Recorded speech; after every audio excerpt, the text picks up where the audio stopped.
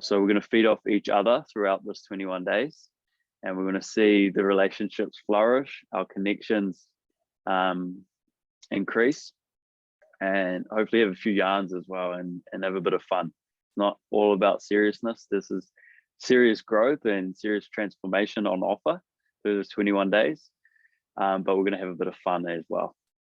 So what I wanted to start with is, this is a bit of a mashup of a range of things. Obviously, if you've seen my page, and a lot of you have met me in person, I'm all about pranayama, which is the yogic form of breath work.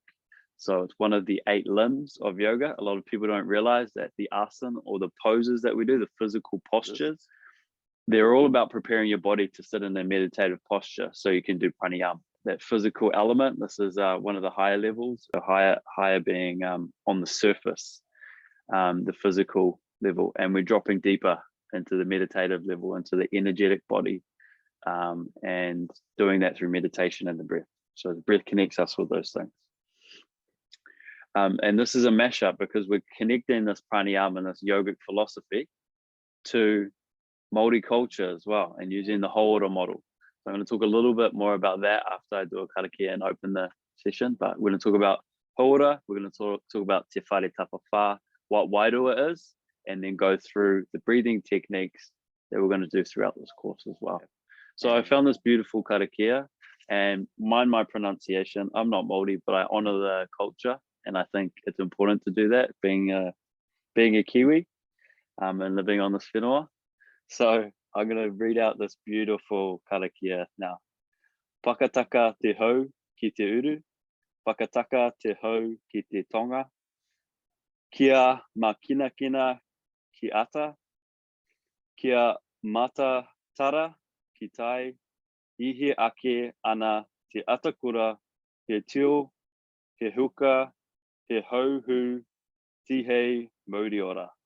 Cease the winds from the west, cease the winds from the south. Let the breezes flow over the land. Let the breezes flow over the ocean. Let the red-tipped dawn come with a sharpened ear, a touch of frost, a promise of a glorious day. I found that karakia yesterday, and I just thought it was so beautiful, and what a fitting way to open this whole 21 days.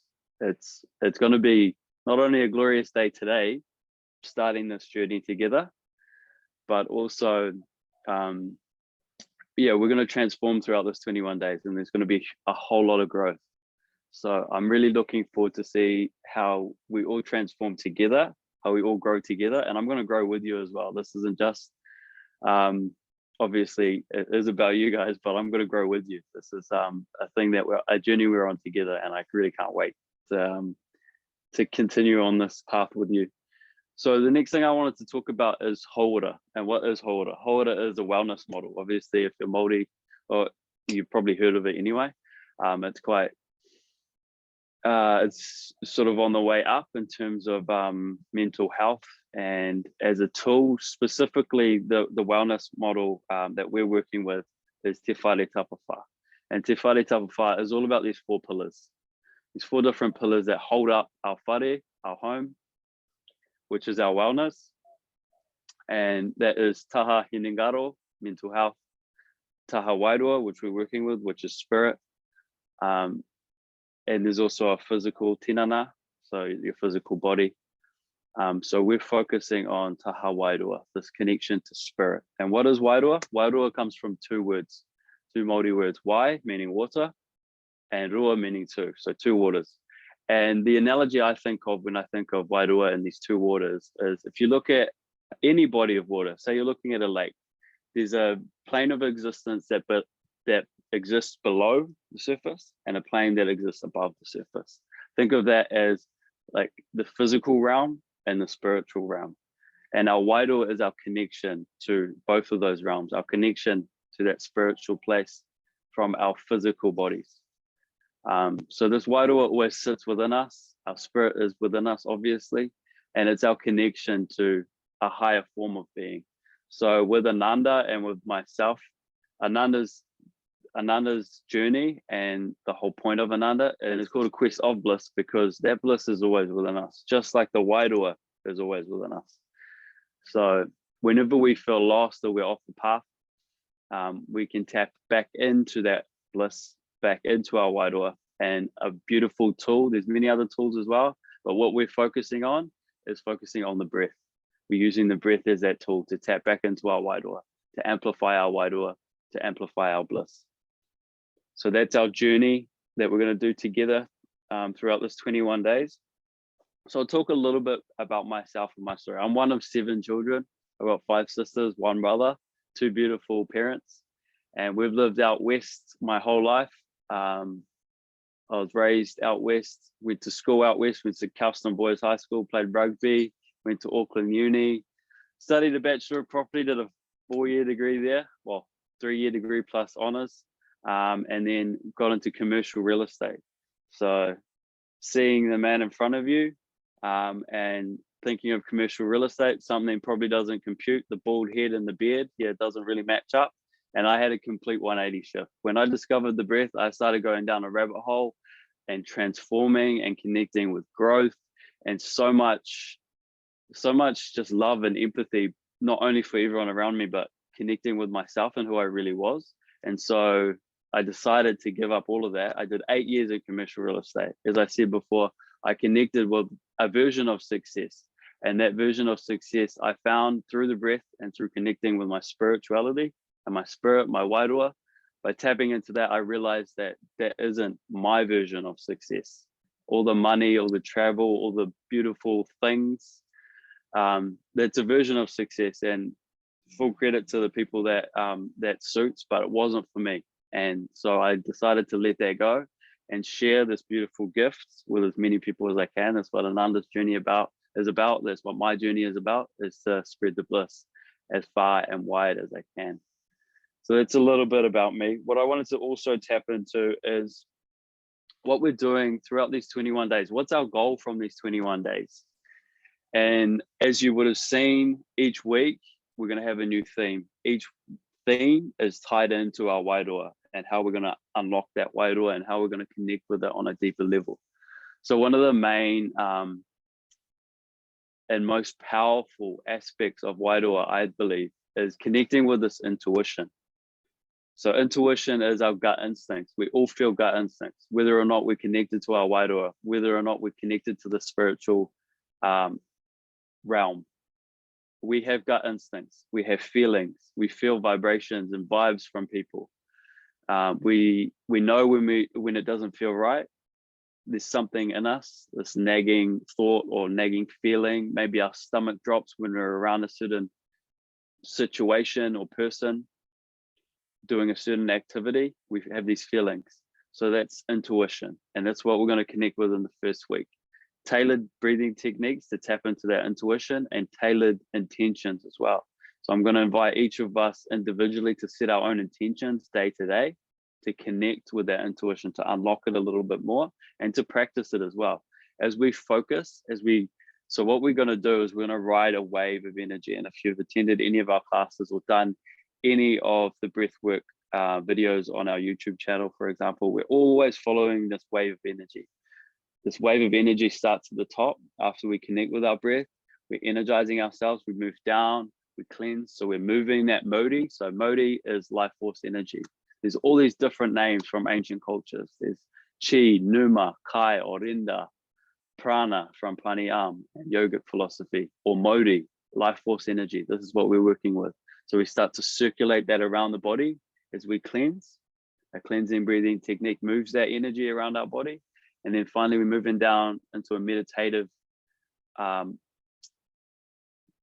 state. And this meditative state is where we can start to unlock our subconscious mind, where we can start to reprogram it, where we have access to changing and releasing limiting thought patterns and beliefs, anything that's holding us back. And that's where we tap into the intuition as well.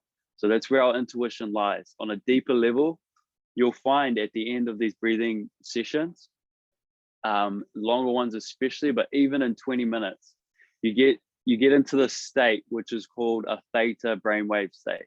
And this theta brainwave state is what connects us with that higher power. and that communication. It opens up the lines of communication to receive messages, to receive guidance, and to receive that intuition. So that's week 1, intuition. Week 2 is about connecting with ourselves. So it's about identity and self-love. We're going to start to foster a closer connection with our identity. And that part of that is this question about what is success? What is success to you?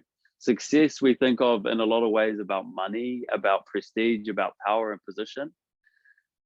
But it might not be about that for you. That might be part of it, but there's a materialistic aspect to that. I'm not going to go too far into my beliefs on what success is, because a lot of these things are super individual. So the best way to approach them is together, but on our own path as well. So we're looking at it through our own lens. And by connecting with our intuition in the first week, we're opening up this new realm, or maybe it's a realm that we've already connected with, but opening it up even wider to connect with those messages from our higher self and connect with, on a deeper level, what that success is to us. What on a deeper level, what our identity is. Like, what am I? I told you a lot of materialistic things about myself in terms of surface level stuff, in terms of who is my family and what have I done in the past. At my core, what I am is a healer and a leader. That's what my core is. So when I talk about my identity, and the same for you, think about those things rather than these surface level things that I think most people will connect with to begin with. They're going to connect with those surface level things. Let's go a little bit deeper. We're going to challenge ourselves to go a little bit deeper.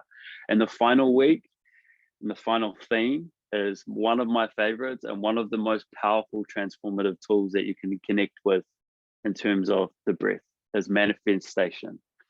So manifestation is creating the life that we want to lead. Once we've connected with ourselves, our identity and our intuition, we can start to recreate the life that we're living.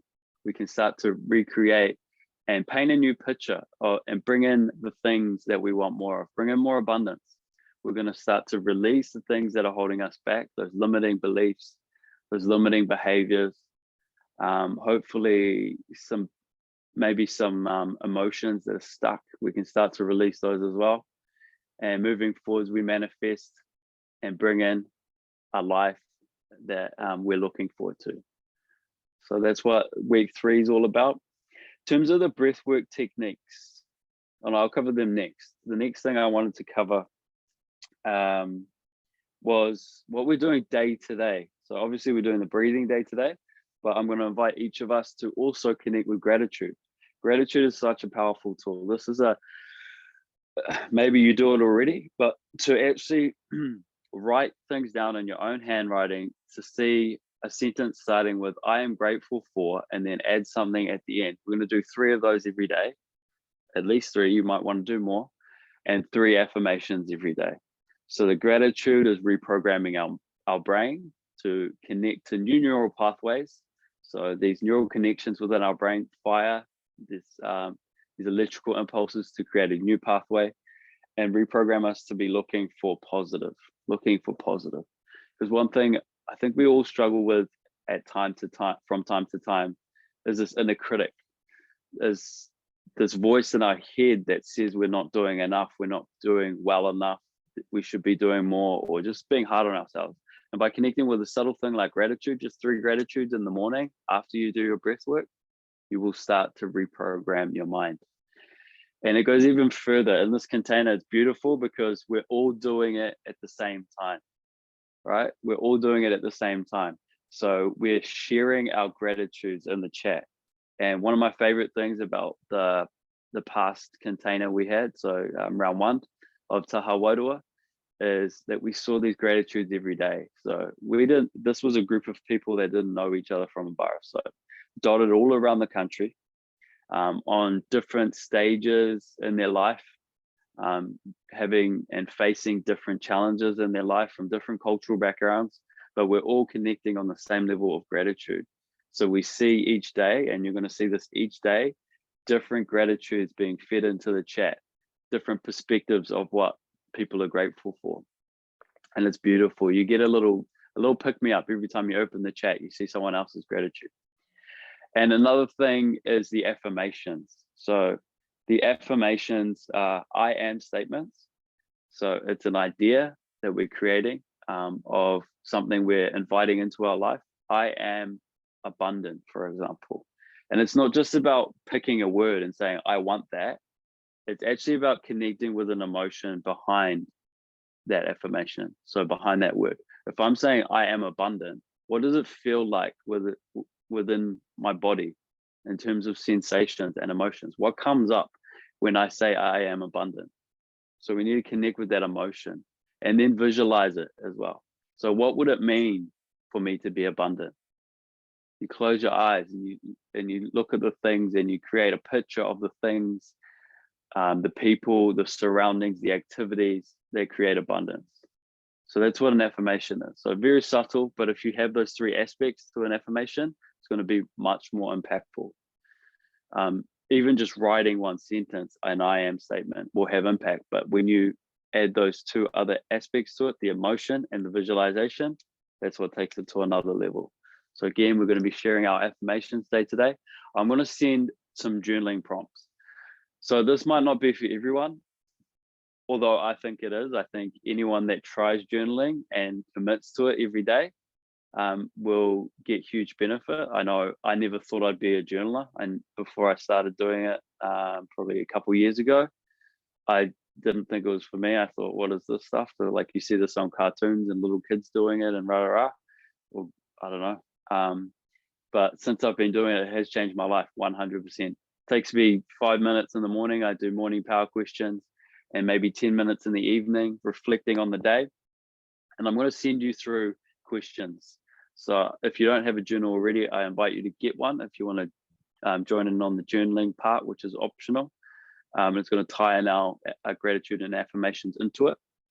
And I'll send through prompts for both morning and evening. So as I said, just 5 to 10 minutes of journaling, and it will help change your life as well. So that covers everything in terms of the structure of our course. The 3 weeks, the 3 different themes. I'm going to cover off now. Oh, beautiful. 5 more minutes left. I'm going to cover off the breathing techniques that we're doing in the first week.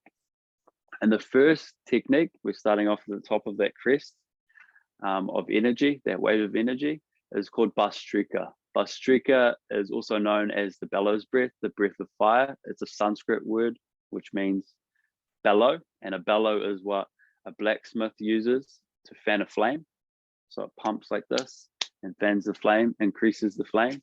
The flame or the fire is in our belly, so we're focusing on our belly as we breathe. With the first week, if you haven't done much breath work before, I would always start in a lying down position. It's just more comfortable. It's easier to hold your posture. If you're more experienced, we're going to be sitting up. So again, it's all about being comfortable. It's not about being heroic. It's not about trying to push yourself at all.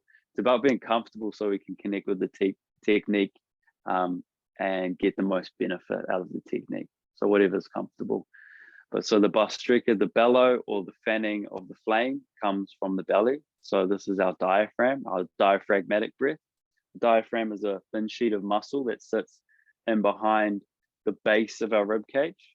And as we breathe in, it contracts and the belly expands outwards. So the diaphragm's coming down like this and flattening out. And as it flattens out, the belly pushes forward. So we inhale and fill, we exhale and drop. If you want to practice with me now, just sit up straight with your spine erect, your head in line with your spine, your shoulders down and back. We're going to place our right hand on our belly, just to feel on the inhale through the nose, we fill the belly, exhale and pump.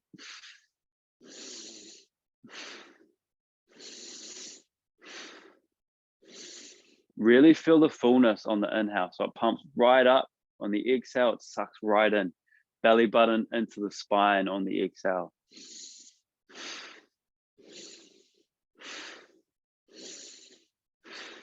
Beautiful. Keep it pumping. Just 3 more and then release back to a natural breath. And again, This is all about connecting with the heat in the belly. So that fire, the fire in our belly. The chakra or the energy point that we're activating more than anything else is Manipura chakra. And this connects us with our sense of self, our identity, and things like that.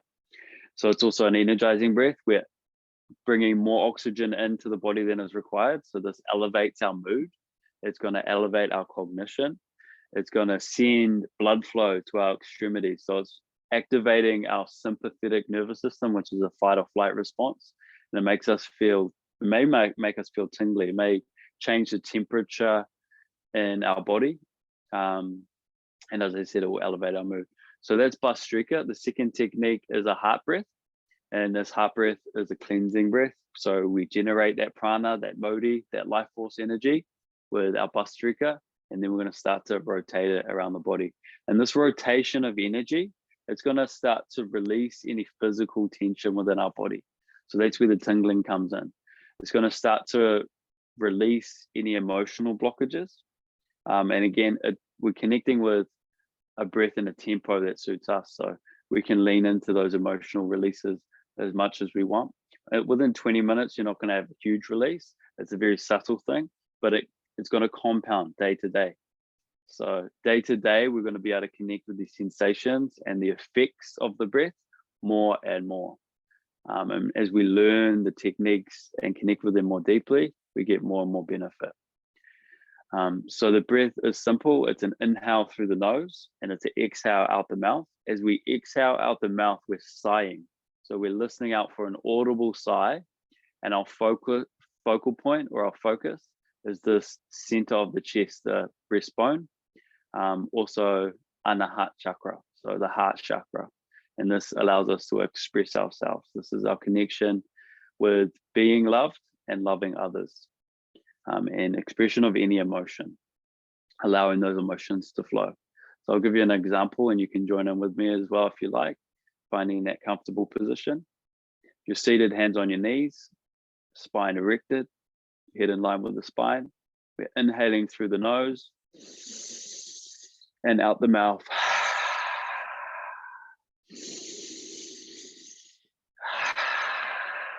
Keep it going and connect with the heart center from the release. So on that exhale, sighing it out, listen to the breath.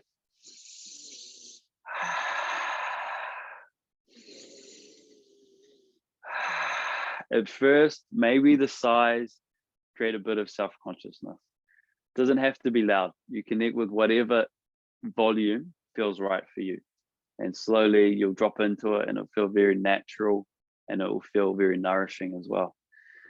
So that's the release from the heart center. That's the heart breath. One of my favorites, one of many people's favorites.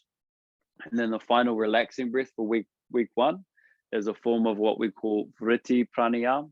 Vritti are streams of consciousness. So these streams of consciousness are always flowing, and we can start to subdue them when we control each side of the breath. So whether that be an inhale, a hold, or an exhale, we're controlling those sides of the breath with ratios. And this particular form of vritti pranayama we're going to use for week one is called 4-7-8 breathing. So the 4 seconds is an inhale, the 7 seconds is a hold, and the 8 seconds is an exhale. Super relaxing. It's going to drop us into what we call the theta brainwave state, or at the very least an alpha brainwave state. So our mind and body are going to be relaxed, but most likely we're going to drop even lower into that theta brainwave where we start to connect with meditative feelings and a very relaxed, centered, and aligned feeling. So it goes like this. We'll start off with the exhale together all the way out.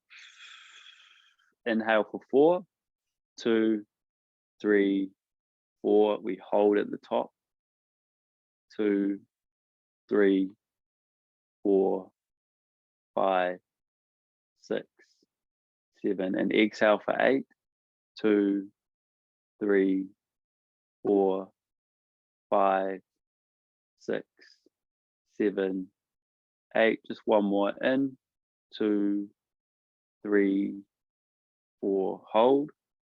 2, 3, 4, 5, 6, 7. Exhale. 2, 3, 4, 5, 6, 7, 8, and just back to a natural breath. So you can see if you did just those 2 breaths, you're going to feel relaxed. So within 20 minutes, you've gone through this full energetic reset, energize, cleanse, and relax. And this sets you up energetically to kill the day. So kill the day, that sounds pretty violent, doesn't it? No, just to thrive throughout the day. We'll go with that instead. Yeah, so it's a full energetic reset. It resets our nervous system. It puts our mind in a state where we can be empathetic, where we can be patient, where we can be in flow with what happens. So I think often what happens, especially when we started our day in a rush, this is cortisol being released from our body, which wakes us up. So this is the energized effect of cortisol, which is a stress hormone. And if we're connecting with anxiousness and then we're rushing around to start our day, that's stressful. That creates stress within our system. That makes us anxious, makes us agitated, maybe makes us more short. But if we connect with just 20 minutes of breath work in the morning and do this full energetic reset, we're going to be able to walk through any stresses that come our way. And it's inevitable. There's going to be stresses every day, right? There's going to be things we're running late for. There's going to be traffic. There's going to be someone that annoys us or says something that pisses us off. And that happens. But this energetic reset gives us more patience. This gives us more empathy, not only for ourselves, but for people around us. And it allows us to see the wood from the trees, basically, and understand that there's more to life than reacting. We can be responsive rather than reacting to the things that come up around us. So hopefully that's given you a good rundown of the 21 days. But obviously you can always reach out to me. I'm always here if you have any questions. So if this excited you and you feel called to join this 21-day challenge, click the link below and you can learn how to access our next 21-day challenge launching soon. Stay blissed, fam.